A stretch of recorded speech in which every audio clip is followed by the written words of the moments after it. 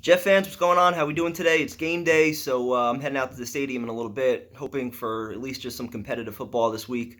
We appreciate all the calls, all the listens, and everything to the show Friday night. A little bit of optimism finally for the first time in a while. I'll be honest, I didn't share that optimism earlier in the week, but then you hear the news today that Lyle Collins and Tyron Smith, both of those guys, could potentially be out. On top of the fact that the Jets should be getting back Jordan Jenkins and Brandon Copeland at outside linebacker. So you might have a little bit of an advantage there. The Cowboys O line, especially on the interior, is still, there's still a beast there.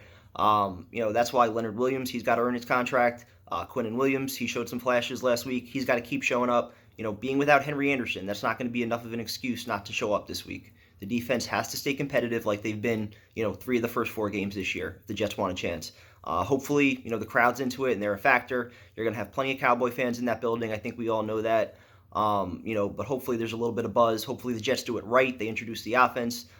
Give Sam Darnold a little bit of a pop. And then you come out and you play fast. You play aggressive. You don't give the fans a reason to turn on you in the first quarter like the Jets typically do. 3 and out on the first drive, giving up a touchdown, defensively on the first drive.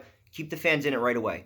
Offensively, I think they have to get aggressive. I think they have to open things up. Let Sam do what he does. I know he hasn't been out there in a month. To me, it's one thing if he's rusty and missing guys that are open versus, the same game plan that we've seen over the last 3 weeks where it's just a lot of screens, a lot of stuff behind the line of scrimmage, playing it conservative.